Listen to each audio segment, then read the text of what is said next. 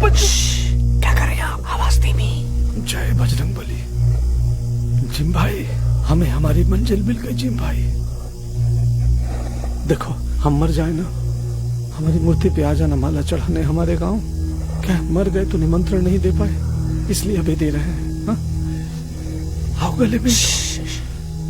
थोड़ा मुंह बंद रखेंगे। अब तो मिल गया है वो, अब तो जाना है। मेल मिलाप कर लो। गंगाराम जी शांत रहिए, सुनिए मैं क्या कह रहा हूँ। T-22 आदमखोर नहीं है, और उसे देखकर ऐसा लग रहा है कि उसका पेट उस हिरन से भर चुका है, तो उम्मीद कम है कि वो आपको अटैक करेगा। जानवर का पेट भर जाए तो उसे काट नहीं करते, और एक इंसान है कि पेट भरने के बाद भी बटोरते रहता है। मतलब यहाँ ना बेकार। एक तरीका है, आप उसके पास जाओ, उसे चिढ़ाओ, उसे तंग करो। हो सकता है वो आप पर अटैक करे। हम चिढ़ाने में माहिर हैं। हम भाषण दे दे के चिढ़ा देंगे साले को, नेता है ना। अच्छा सुनो जिम भाई, जब वो हमको मारते उसके बाद आप उसको मारना, उसके बाद ये रॉकेट जला देना। मेरे गांव वालों को पता चल जाएगा हमारा स्थान। ये लो, चाहिए हम जाएं? हाँ ठीक है। आवाज कम, आवाज कम निकालिए। ठीक है।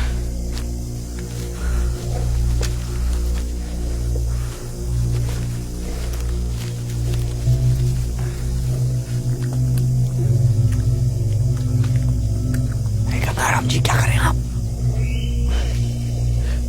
भांग की गोली, वो दर्द कम होगा, दोनों को आनंद आएगा। अजीब है आप, चाहिए?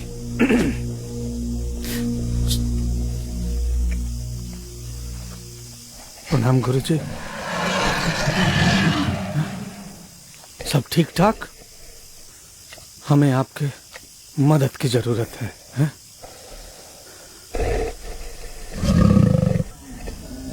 देखो, अभी आप हमें मार दो, आपका यह एहसान हम जीवन भर नहीं भूल पाएंगे।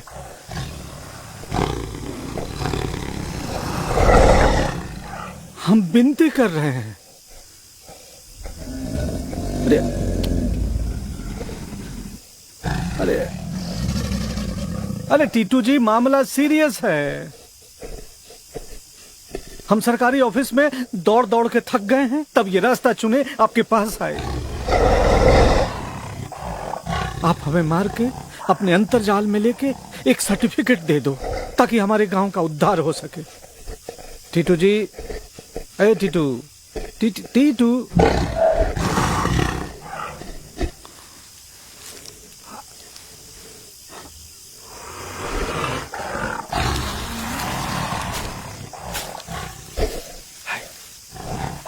अबे टीटू, टीटू खड़े क्यों हो रे? सुनाई नहीं दे रहा तुम्हें? अबे अब उठ गए हो तो आक्रमण भी कर दो टीटू जी, कर दो। अरे अरे बहरा हो गया, सुन नहीं रहा है क्या? अरे क्या कर रहे हैं गंगाराम जी, वो भाग जाएगा। अरे जिम जी, मैंने इससे बड़े बड़े अड़ियल देखे हैं, आप चुप रहिए। और तू रे साला लोमड़ी, भाग कहाँ रहा है? जानता है मैं कौन हूँ? मैं सरपंच हूँ झुंडाव का, हमारी बात आदेश मानी जाती है। गंगाराम जी, आपका दिमाग खराब हो गया है, वापस आ जाइए, हम गोली चला रहे हैं। नहीं, आप गोली नहीं चला सकते। हमारी बात ये तय हुई थी कि पहले ये हमको मारेगा, उसके बाद आप इसको मारेंगे। अरे हमारे गांव के उद्धार का सवाल है, इतनी तो मदद कर दो, ऐसे ना करो। और तू रे साला बाघ है कि बिल्ली? गंगाराम जी, वो शिकार नहीं करेगा। अरे क्यों नहीं करेगा? सरकारी स्कीम की औलाद है। अरे बहुरुपिया है, नकली रूप धर के जंगल में घूम रहा है। सर्कस में क्यों नहीं चला जाता है रे? सामने से हट जाइए गंगाराम जी, गोली लग जाएगी आपको। नहीं नहीं नहीं, अब नहीं हटने वाला हूँ जिम जी। आप चाहे गोली मार दो, हमें नहीं हटने वाला हूँ। कर हमला, कर डरा क्या रहा है? तेरे गरजने से डरने वाला नहीं साले। मैं तुझसे है तो मैं भी शेर दिल हूँ। कर हमसे साला, कर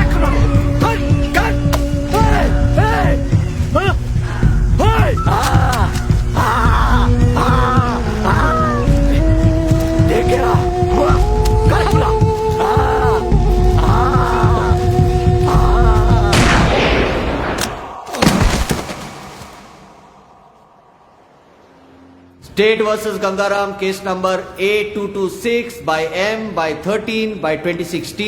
पुलिस ने मुलजिम को आईपीसी के सेक्शन 120B, 447, 429, 379 और 34, वाइल्ड लाइफ प्रिवेंशन एक्ट के सेक्शन 51I और आर्म्स एक्ट के सेक्शन 25 के अंतर्गत दोषी पाया है। मुलजिम को कटघरे पे लेके आओ।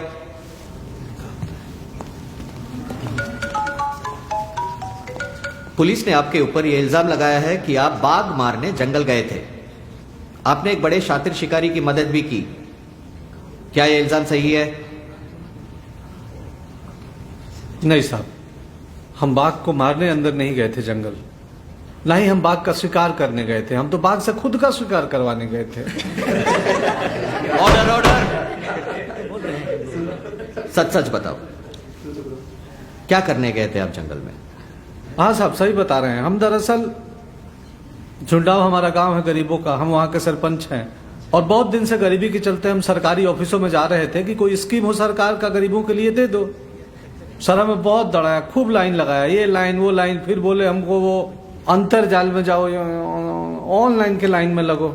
साहब कुछ किसी ने कोई हमारी सुनवाई नहीं की और हम वहां से निकल रहे थे तो हमारी नजर पड़ी एक सूचना पे, जिसमें ये लिखा था कि अगर बाघ जंगल के आसपास किसी को मारता है तो उसके आश्रित को 10 लाख रुपए मिलेंगे।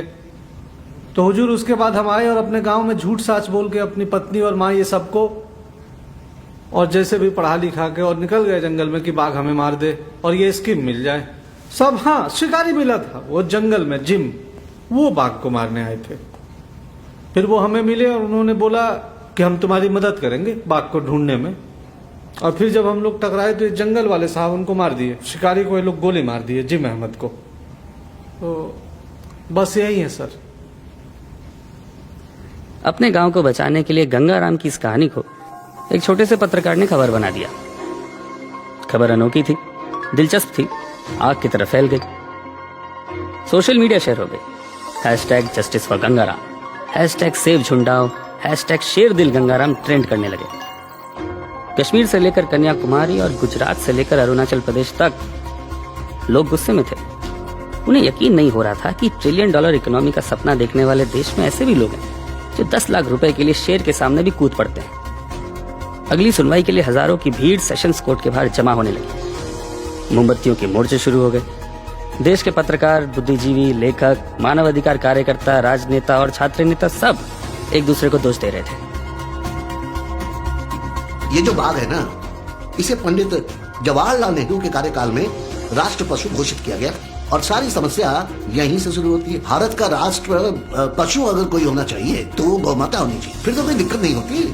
भाई गाय घास खाती है, वो गंगाराम को तो नहीं खाती। देखिए, बाघ या वन विभाग वाले ये साबित कर दें कि वो हमारे देश में ही पैदा हुआ है, किसी बाहरी देश में जैसे इंडोनेशिया में नहीं, तो उसके धारियों को देखकर ही पता चलता है कि वो भारत में पैदा हुआ है। हम इस फूड चेन के सबसे ऊंचे तक इसलिए नहीं आए ताकि कोई जानवर हमारा अधिकार छीन सके। ये कैसा न्याय है? एक सेकंड। जस्ट बिकॉज जानवर बोल नहीं सकते, हम उनके साथ कुछ भी करेंगे?